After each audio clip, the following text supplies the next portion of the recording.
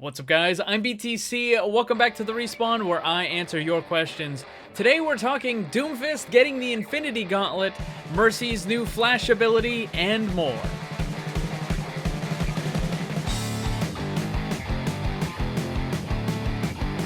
Today's video is sponsored by Audible. You can get a free audiobook to keep forever and support the channel by using the link down below. Today I'm recommending Calculating God by Robert Sawyer. This is an interesting take on the "Are we alone?" question, where aliens arrive at Earth in order to try to scientifically prove the existence of a universal God. You can get this audiobook or any of the others in the massive library from Audible by using the link down below.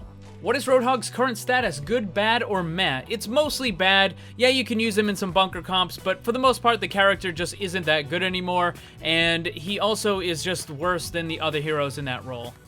What is CC? It is crowd control. Anything that stuns, sleeps, slows, immobilizes, all that sort of stuff is crowd control. Not to be confused with debuffs like Zenyatta's Discord or Ana's Bionade. Now, as far as a hack is concerned, I think it's more of a debuff, but I could see how people could consider it to be crowd control at the same time. It's kind of a mix. Do you have any predictions on what the internet-breaking Diva skin will be? I don't know. I have a lot of people that kept bringing up Wreck-It Ralph. That movie was released a year ago. I don't think that Blizzard is going to try to bring up an old movie in some sort of marketing connection. I just don't see it. Also, you have to keep in mind, I think the original use of breaking the internet had to do with Kim Kardashian releasing some risque photos, right? So I think it's just more of a phrase now for something that's going to be big or viral, as opposed to it's going to be connected to like Wreck-It Ralph or anything like that. So what is it going to be? I have absolutely no idea.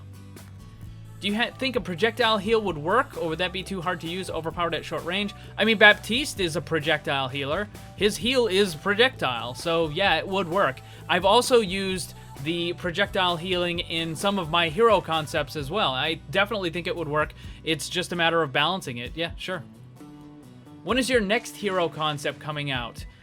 Probably in maybe a week or so. Maybe 2 weeks, I'm not really sure. We're trying to do a little bit extra stuff and make it a little bit more fancy than before, so I don't want to give anything away, but it should be pretty cool. So again, hopefully soon. Why does Blizzard keep recycling the same events? Honestly, it's a mixed bag, and I'm not trying to attack or defend them here, I'm just trying to call it like it is. It's one part laziness, one part they can get away with it, and one part it's kind of necessary. So the thing is, in order for them to add new permanent features to the game, they have to spend a great deal of time and energy on those features. Endorsement, looking for group, role queue, the player review thing, the World Cup viewer dealio, once that gets fully added to all these different features. Now, we can argue whether or not they were good and effective after they've been released, but the fact of the matter still remains that they need to spend a good amount of time making them in order to put them into the game. Now, whatever time they would normally spend on these features, if they're instead spending that time on making event-specific things and game modes, that takes away a lot of time. So what would you rather have? Something that's permanently added to the game, or something that's only around for 3 weeks? I think there does need to be kind of a balance, but I think that scale should definitely be tipping more towards the permanent end of things. Now, as far as the whole laziness and they can get away with it aspect of it, what they're trying to do is get new players, because you already bought the game, you already gave them your money. Now, you might be buying loot boxes for the new events, but again, if you're buying loot boxes, then that's not the game mode, that's just the skins, right? And what are they doing every event? They're just adding skins. So they're still getting the old players to buy into it and to give them more money by buying loot boxes, right? So they get that, but the new players will buy the game in order to play the events and the game modes that they've never seen before. It's not an ideal situation. They definitely are recycling stuff, and a lot of the player base is getting sick of it, but I don't think there's been quite enough of an uproar to actually get them to say, hey, this is no longer acceptable, and you need to actually do something else. Next question. Would random power-ups that would spawn in maps be balanced? No, absolutely not. I talked about something similar like armor med packs in a previous video. You definitely wouldn't ever want to do this, because if you have a power-up that gives you any sort of extra health or damage or movement speed, what would happen is you would have to wait and camp that so that your team gets it and you get the power-ups, and then you go and you fight whatever fight it is. It would just be really problematic because the best strategy would always be camping the power-up. So I just don't think that's good at all. What do you think of an ultimate that can stop time? This can be taken two ways, stopping the clock or immobilizing the enemy. Well, stopping the clock would be an unbelievably bad ultimate. You would never, ever, ever want to use it when you're on defense. Why would you want to give the attackers extra time? That just doesn't make any sense. As far as stopping the enemy, I believe one of the earliest alpha versions of Lucio, his ultimate did actually stop all of the enemies on the map. And it actually stopped your teammates as well. I think it stopped everyone except for Lucio, but they found that that was just problematic. And imagine how angry people get when they get stunned for like 1 second. Imagine if everybody got stunned for 3 or 4 seconds, 5 seconds, right? People just wouldn't like it. Is the Overwatch community too demanding of Blizzard, or is Blizzard simply not giving enough to the community? It's a little of both. I think that the community is asking for things unrealistically, and you also have a lot of people who just simply don't understand hero balance. They don't understand game design, and they're making all these demands that just wouldn't work ever. Like, I've seen these suggestions that are just absurd. That's why whenever I make my suggestions, I always try to look at it from the developer's point of view. How well could they do this? How realistically could this be added to the game? What's the time frame and all that sort of stuff? But as far as Blizzard, again, this kind of goes back to the event question that I just talked about. Blizzard definitely is not listening enough, and when they do listen, they tend to listen to the wrong people. So they're listening to the worst possible suggestions, and then, you know, they're not listening to things that actually would be needed to change. So it's a little of both. Do you think a future tank will get Symmetra's old shield? I certainly hope not. Throwing that barrier was terrible. That was a really bad ability. I know it had some very kind of anecdotal usages, but it's just not a good ability. Tell us a joke. Jeff Kaplan genuinely believes that the heroes in this game are properly balanced. That's actually a quote. Little paraphrasing, but that is actually a quote from Jeff Kaplan. Will Overwatch be on the Switch anytime soon? No. The developers have said that there's lots of issues with that. Probably not going to happen anytime soon.